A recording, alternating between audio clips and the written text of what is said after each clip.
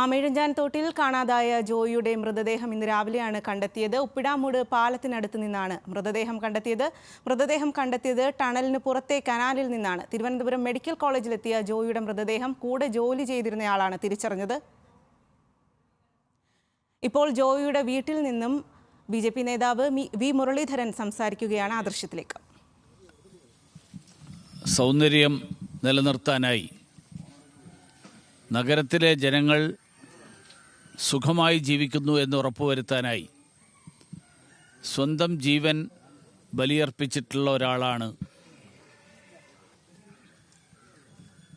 ശ്രീ ജോയിയെക്കുറിച്ച് പറയുമ്പോൾ എനിക്കതാണ് പറയാൻ സാധിക്കുന്നത്. കേരളത്തെ സംബന്ധിച്ചിടത്തോളം കേരളത്തിൽ ഇത്തരത്തിലുള്ള ഒരു സംഭവം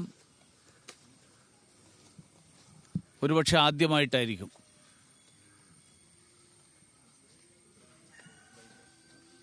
തിരുവനന്തപുരം നഗരം കേരളത്തിൻ്റെ തലസ്ഥാനം എന്നുള്ള നിലയിൽ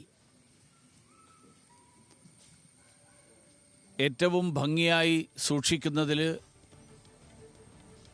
നഗരത്തിൻ്റെ ചുമതല വഹിക്കുന്നവർക്ക് വലിയ പങ്കുണ്ട്.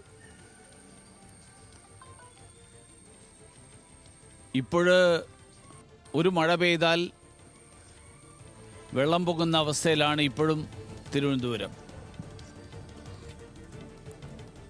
അതോടൊപ്പം മാലിന്യ നിർമ്മാർജ്ജനത്തിൻ്റെ കാര്യത്തിൽ വലിയ പരാജയമാണ് എന്നാണ് നമ്മൾ കഴിഞ്ഞ കുറേ കാലങ്ങളായിട്ടുള്ള നമ്മുടെ അനുഭവം. ഇത്തരം സംഭവങ്ങൾ ആവർത്തിക്കാതിരിക്കണമെങ്കിൽ സമയബന്ധിതമായി മാലിന്യ നിർമ്മാർജ്ജനം ഉൾപ്പെടെ ഉള്ള കാര്യങ്ങൾ നടപ്പിലാക്കാൻ വേണ്ടിയിട്ടുള്ള പദ്ധതികളാണ് സർക്കാരുകളുടെ ഭാഗത്ത് നിന്ന് ആവിഷ്കരിക്കേണ്ടത്. ബഹുമാന്യനായിട്ടുള്ള തദ്ദേശ സ്വയംഭരണ വകുപ്പ് മന്ത്രി ഈ അടുത്ത കാലത്ത് അദ്ദേഹം വിദേശയാത്രകളൊക്കെ നടത്തി വന്നിട്ടുള്ള ഒരാളാണ്. ആ വിദേശയാത്രകളിൽ നിന്ന്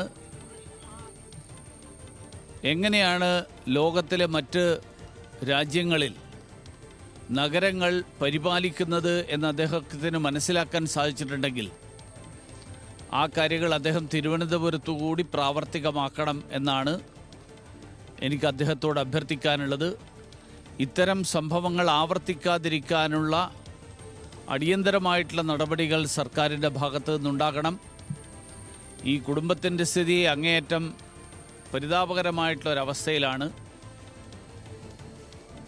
സ്വന്തമായിട്ട് കിടപ്പാടമില്ലാത്ത, വരുമാനമില്ലാത്ത ഒരു കുടുംബം എന്നുള്ള നിലയിൽ നമ്മുടെ നഗരം ഭംഗിയായിട്ട് സൂക്ഷിക്കാൻ വേണ്ടിയിട്ട് സ്വന്തം ജീവൻ ബലിയർപ്പിച്ച ഒരംഗത്തിൻ്റെ കുടുംബത്തെ സംരക്ഷിക്കാനുള്ള ഉത്തരവാദിത്വം, ആ ഉത്തരവാദിത്വം നമുക്കെല്ലാവർക്കും ഉണ്ട്.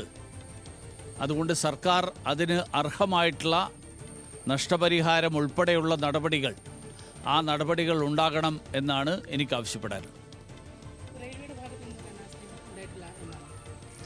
ഒന്നാമത്തെ കാര്യം, ആമയിഴഞ്ചാൻ തോട് തുടങ്ങുന്നത് എവിടെയാണെന്നും അവസാനിക്കുന്ന എവിടെയാണെന്നും അറിയാമെങ്കിൽ റെയിൽവേയിൽ നിന്ന് സ്വയം റെയിൽവേ മാലിന്യം ഉൽപ്പാദിപ്പിക്കുന്നില്ല. ഈ മാലിന്യം വന്ന് വീഴുന്നത് വൃത്തിയാക്കാനുള്ള ആ ഉത്തരവാദിത്വം നഗരഭരണത്തിൻ്റെ ചുമതലയുള്ള ആളുകൾക്കാണ്. കാരണം തോടുകളും ഓടകളും അതെല്ലാം പരിപാലിക്കാനുള്ള ഉത്തരവാദിത്വം സംസ്ഥാന സർക്കാരിൻ്റെയും അതോടൊപ്പം നഗരസഭയുടെയുമാണ്.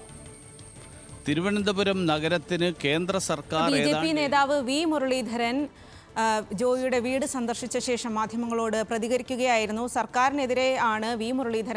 സംസ്ഥാന സർക്കാരിനെതിരെയാണ് ആരോപണം ഉന്നയിക്കുന്നത്. ജോയിയുടെ വീട്ടിലേക്ക് കുടുംബത്തിന് കൃത്യമായ നഷ്ടപരിഹാരം നൽകണമെന്നും വി മുരളീധരൻ ആവശ്യപ്പെടുന്നുണ്ട്.